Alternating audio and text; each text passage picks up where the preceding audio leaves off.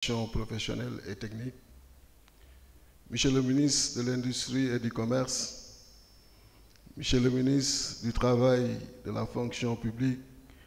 et de la réforme du service public, Monsieur le Président du CNP, Mesdames et Messieurs les représentants de l'Assemblée nationale, les élus du peuple, Mesdames et Messieurs les directeurs généraux, directeurs, chers invités, c'est un plaisir d'être là ce matin avec vous pour honorer justement de notre présence cette invitation du CNP. C'est vrai que j'avais prévu justement de faire une allocution lors de l'ouverture de UNOVBAT, que je ferai tout à l'heure, mais nous avons bien écouté et apprécié le discours du président du CNP lors de cette ouverture, de ces assises,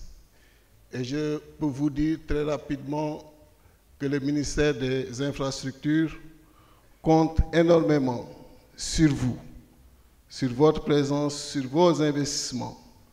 pour que tous les chantiers puissent sortir de terre, mais également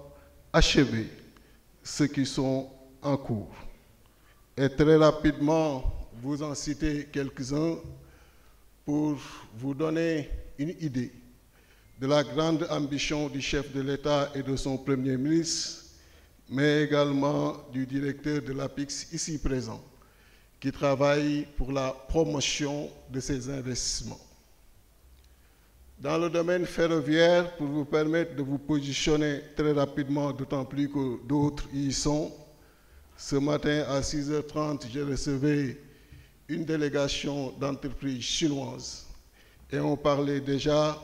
du réseau ferroviaire, la ligne Dakar-Tamba en standard, et le chef de l'État en fait une priorité absolue. Il fait également une priorité absolue de l'extension de l'AIBD qui aujourd'hui a atteint une saturation avec 2 965 000 passagers pour un aéroport qui était conçu pour 3 millions de passagers, et il s'agit d'aller à 10 millions de passagers dans un délai très très court, et je sais que le DG de l'APIX est en train d'y travailler. Au niveau des infrastructures routières, nous avons pour ambition de faire au moins 2400 km de route,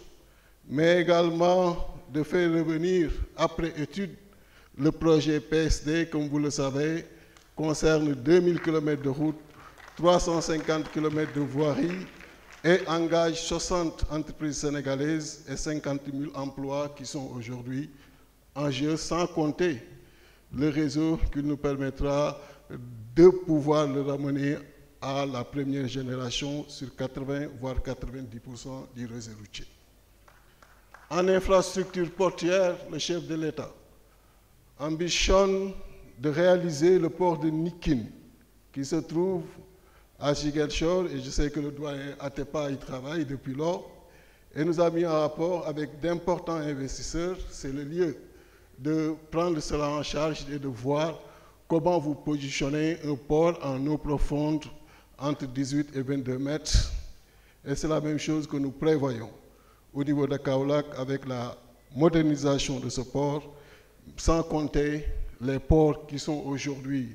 en cours d'exécution et qui doivent être achevés à Ndayane, à Sendou. Et demain, j'ai prévu avec le DG du port de faire un tour pour voir le terminal qui est en construction, comment le finir très rapidement. Mais également tenir compte du pont de Ziguinchor, un pont de 1280 mètres, pour venir en parallèle